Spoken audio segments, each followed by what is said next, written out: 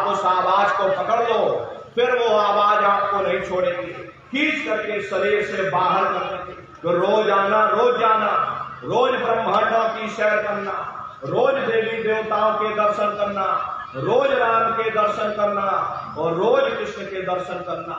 ये सुमरन, ध्यान और भजन, ये 3 क्रियाएं आपको बताई गई। रास्ता बिल्कुल सच्चा है, आप करोगे, आपको अनुभव होगा, दिखाई भी पड़ेगा, सुनाई भी पड़ेगा। लेकिन इतना ध्यान रखिएगा कि जो भी दिखाई सुनाई पड़े ये किसी को बताइएगा नहीं। ये गूंगे की मिठाई है, ये परमार्थी दौलत है। अरे आप अपनी दौलत को कितना छिपा करके रखते, अलमारी में ताला लगा करके रखते, कोई बाजार में ढिंढोरा नहीं पीटता। मेरे घर में अपनी दौलत रखी, अब अगर ढिंढोरा पीटोगे चोर चोरी कर ले जाएंगे। ऐसे ही प्रेमी भाई बहनों, वो परमार्थी दौलत है, जितना उसको छुपा करके रखोगे उतना रास्ता खुलता चला जाएगा।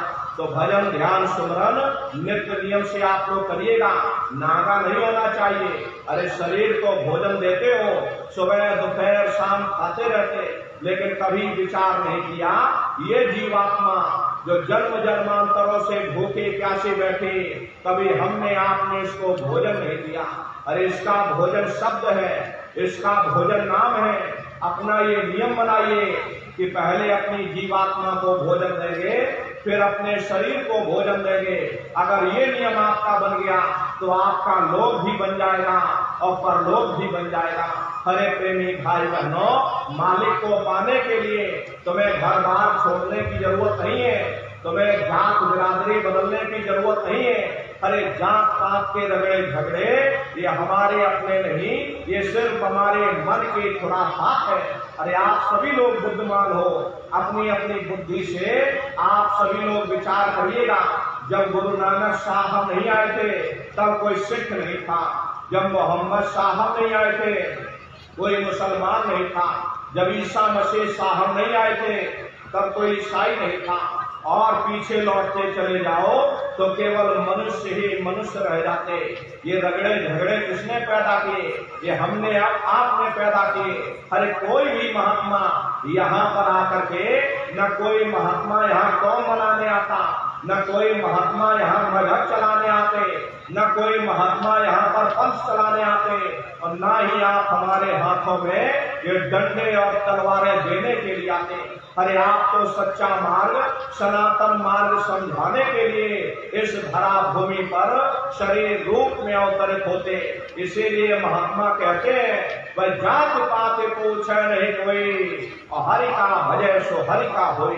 लोग यहाँ जात पात बनाते बनाते मर गए, लेकिन नर नारियों, जब तुम्हारी ये जीवात्मा इस मनुष्य रूपी चोले को छोड़ करके ऊपर धर्मराज की कचहरी में पहुंचेगी, वहां न तुमसे ये पूछा जाएगा कि तुम किस जाति के हो, तुम किस कौम के हो, तुम किस मजहब के हो, तुम हिंदू हो या मुसलमान हो, तुम हिंदुस्तान से आए हो या तुम सीधे पाकिस्तान से आ रहे।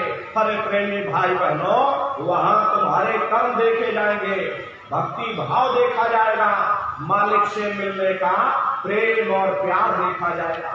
इसीलिए महात्मा समझाते हैं, भाई मालिक को पाने के लिए तुम्हें जात बिरादरी बदलने की जरूरत नहीं है, तुम्हें बाल बच्चे छोड़ने की जरूरत नहीं है, तुम्हें जंगलों पहाड़ों में भटकने की जरूरत नहीं है, तुम्हें साधु सन्यासी और बाबा बनने की जरूरत नहीं। अरे भाई तुम अपने अपने घर परिवार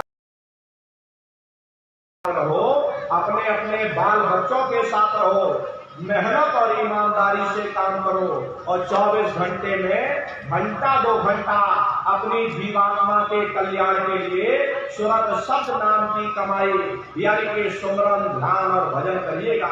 हरे नर नारियों, यही दौलत तुम्हारे काम आएगी, बाकी सब यही पड़ा रह जाएगा। बड़े बड़े राजे महाराजे आए, सारी जिंदगी उन्होंने ये किला बनाते बनाते गुजार दिया। आज उनके किलों को जाकर देखो, आज खंडहर बने पड़े हुए। विश्व विजेता सिकंदर सारे दुनिया पर राज करने का ख्वाब देखता था, वो भी मुट्ठी खोल करके चला गया। कोई क्या साथ लेकर जाएगा? जो चीज तुम्हारे साथ में जाने वाली वो केवल मालिक की भक्ति है। इसलिए प्रेमी भाई बहनों, वो दौलत कमा लो जो अंत समय में तुम्हारे काम आवे, वरना ये समय तुम्हारा निकलता चला जा।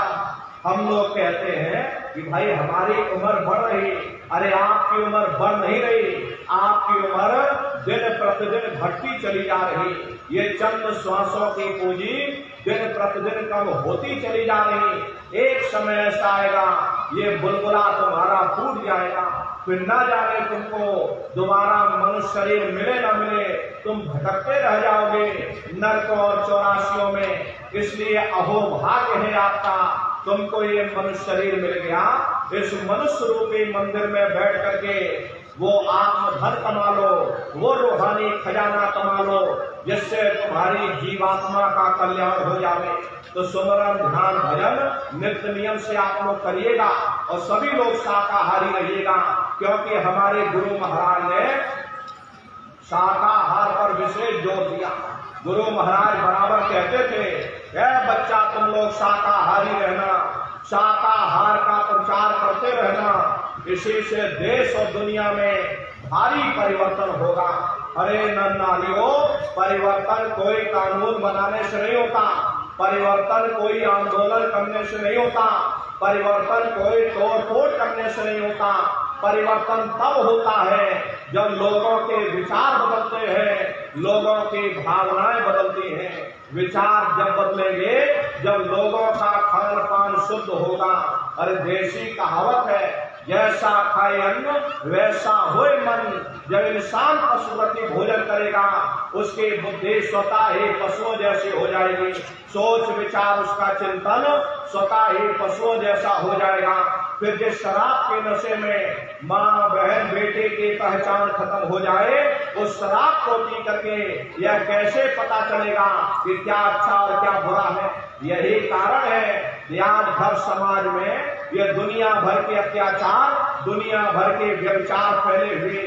अरे हम लोग मंदिर बनवाते हैं, उन मंदिरों में नहा धो करके जाते, कहते भाई परमात्मा के रहने की जगह है, हमको नहा धो करके जाना चाहिए, फूल अगरबत्ती ले जाना चाहिए। कोई उन मंदिरों में कूड़ा कचरा नहीं डालता। अगर कूड़ा कचरा डालोगे तो आपस में लाठियां चल जाएंगी।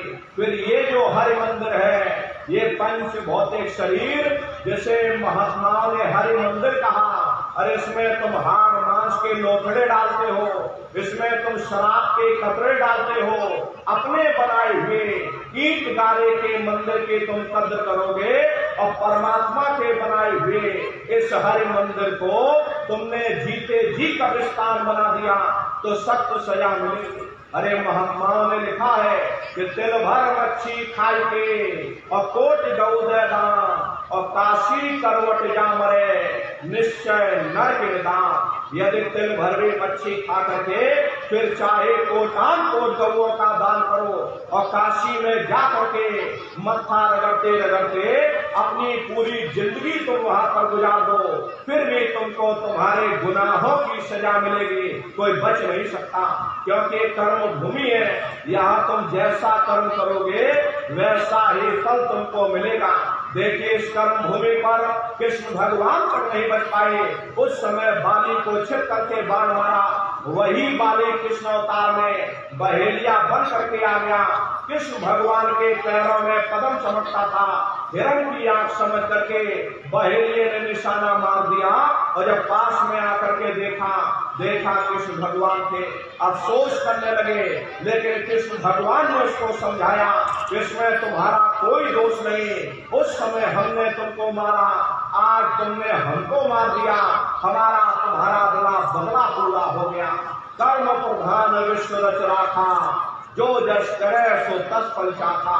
ये कर्मों का ऐसा देश है, यहाँ तुम जैसे बीज बोओगे वैसी ही फसल काटोगे।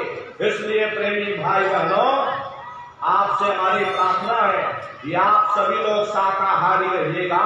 शाकाहार का प्रचार अपने अपने क्षेत्रों में आप लोग बराबर करते रहना, ये धर्म का प्रचार है। अरे प्रेमी भाई बहनों, सतयुग कैसे आएगा, राम राज कैसे आएगा? राम राज कोई भाषण देने से नहीं आने वाला। राम राज जब आएगा जब धर्म का प्रचार आप लोग करोगे, और धर्म का प्रचार करने की जिम्मेदारी हम सभी प्रेमी भाई बहनों की है, क्योंकि हम सभी लोग अपने गुरु महाराज के जलाए हुए चिराग हैं। अगर एक एक चिराग एक एक गांव में पहुंच जाएगा, ये पूरा गांव प्रकाशवान हो जाएगा, ये पूरा समाज प्रकाशवान हो जाएगा। इसलिए प्रेमी भाई बहनों, धर्म के प्रचार में अपने तन से योगदान दीजिएगा। और आप सभी लोग देखिए, हमारे गुरु महाराज ने अपने गुरु की याद में मथुरा आश्रम पर इतना विशाल मंदिर बनवाया। गुरु महाराज बराबर कहते थे, बच्चा मंदिर का जीता जागता देवता, बैठ करके वहाँ बरकत बांट रहा। अरे आप लोग आइए, वहाँ कोई रुपया पैसा नहीं चढ़ाया जाता, कोई चंदा चुटकी नहीं चढ़ाई जाती। अरे आप लोग आए, मंदिर के देवता के सामने अपनी बुराई को चढ़ा दीजिए। वहाँ पर बुराई चढ़ाई जाती है कि हम आज से मांस मछली नहीं खाएंगे, हम आज से अंडा शराब का सेवन नहीं करेंगे, हम आज से झूठ नहीं बोलेंगे, हम आज से किसी को धोखा नहीं देंगे। आप अपनी एक बुराई चढ़ा दो, आपकी एक मनोकामना पूरी होगी। ऐसा वरदानी मंदिर गुरु महाराज ने अपने गुरु की याद में मथुरा आश्रम पर बनवाया। उन्हीं की याद में ये पावन भंडारे का कार्यक्रम 1 दिसंबर से और 5 दिसंबर तक मथुरा आश्रम पर मनाया जाएगा। तारीख आप लोग याद रखिएगा, 1 दिसंबर से और 5 दिसंबर तक ये भंडारे का कार्यक्रम 5 दिवसीय कार्यक्रम होगा। दसियों लाख की संख्या में सत्संगी प्रेमी भाई बहन वहां पर जुटते हैं। हरे प्रेमी भाई बहनों, आपके राजस्थान से भी हजारों हजार की संख्या में सत्संगी प्रेमी भाई बहन मथुरा दरबार में पधारते हैं। आपके रहने ठहरने की व्यवस्था, भोजन पानी आदि की व्यवस्था आपकी संगत के द्वारा वहां पर की जाती, उसका इंतजाम किया जाता है। आप सभी लोग पधारिएगा। प्रेमी भाई बहनों, अपना बहुत बड़ा आश्रम करीब 5 किलोमीटर के एरिया में अपना आश्रम वहाँ बना हुआ, अपनी बहुत बड़ी गौशाला है। गुरु महाराज के पास कुल 2 गाय थी। 2 गायों का इतना बड़ा परिवार है कि आज के समय में करीब 3000 गायें और 3000 सांड होंगे। किसी को बाहर नहीं भेजा जाता, क्योंकि गुरु महाराज कह करके गए थे कि बच्चा इन गायों को यही रखना, बैलों को यहीं पर रखना। अगर इनको बाहर भेज दोगे, लोग बूचड़ खाने में मार देंगे, काट देंगे। इसलिए चाहे गाय हो या चाहे बैल हो, हमारे यहाँ किसी को बाहर नहीं भेजा जाता, वहीं पर उनकी सेवा की जाती। 2 गायों का इतना बड़ा परिवार, 3000 गाय और 3000 से ऊपर सांड है। प्रेमी भाई बहनों, आप लोग आओगे तो गौशाला भी देखने को मिलेगी। अपना बहुत बड़ा अस्पताल है, एक बहुत बड़ा विद्यालय है, जिसमें करीब 2,500 से 3,000 बच्चे निःशुल्क विद्या अर्जन करते हैं। कॉपी किताब पढ़ाई लिखाई बिल्कुल निःशुल्क है। प्रेमी भाई बहनों, आप लोग पधारोगे तो अपनी आंखों से देखोगे। तो प्रेमी भाई बहनों, आपसे हमारी प्रार्थना है, ये भंडारे का कार्यक्रम 1 दिसंबर से 5 दिसंबर तक आप सभी प्रेमी भाई बहन सब परिवार सादर आमंत्रित है। आप लोग पधारिएगा और अपने अपने बच्चों को भी बराबर सत्संग में लाते ले जाते रहिएगा। ये सबसे बड़ी गलती आप लोग यही करते हो, ये अकेले अकेले आ जाते और बताओ बच्चों को आप लोग नहीं लाते हो। अरे क्या जरूरत बच्चों को लाने ले जाने की? ये बच्चे छोटे हैं, इनको घर में रहने दो, इनको पढ़ाई लिखाई करने दो। ये सत्संग सुनना, ये भजन पूजा पाठ करना, ये हम लोगों का काम है। बच्चों की पढ़ाई लिखाई की उम्र है, इनको घर में पढ़ाई लिखाई करने दो। ये आपकी सबसे बड़ी गलती है। अरे प्रेमी भाई बहनों, पढ़ाई लिखाई जरूरी है। हम ये बात मानते हैं कि आज के समय में शिक्षा बहुत जरूरी है। अरे हमको भी गुरु महाराज ने पढ़ाया लिखाया, हम भी पहले 10वीं किए, 10वीं के बाद फिर हमने 12वीं की, 12वीं के बाद फिर हमने BA की, BA करने के बाद फिर हमने LLB किया, LLB करके वकील बने। गुरु महाराज ने हमको भी पढ़ाया लिखाया, लेकिन पढ़ाई लिखाई के साथ साथ अच्छे संस्कार भी जरूरी है। और प्रेमी भाई बहनों, संस्कार कोई एमए बीए की डिग्री करने से नहीं पड़ते, संस्कार कोई डिप्लोमा करने से नहीं पड़ते। अगर एमए बीए की डिग्री करने से बच्चों के अंदर संस्कार पड़ जाते तो हिंदुस्तान में इतने वृद्धाश्रम न खोले गए होते। अरे प्रेमी भाई बहनों, संस्कार पढ़ेंगे, महात्माओं के वचनों से संस्कार पढ़ेंगे, सत्संग के माध्यम से ये बच्चे देश के भविष्य